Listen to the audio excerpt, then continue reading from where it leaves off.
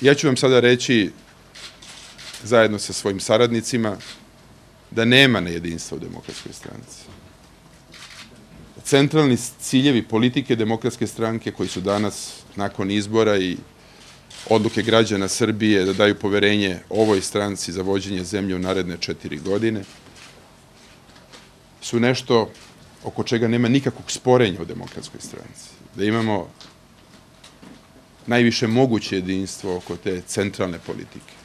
Da kao stranka koja ima buran unutrašnji dijalog uvek vodimo debatu o načinima na koji dolazimo do ostvarenja tih centralnih strateških ciljeva za Srbiju, pa i za Demokratsku stranku. Vodimo vrlo ozbiljnu i živu debatu zato što jesmo demokratska stranka.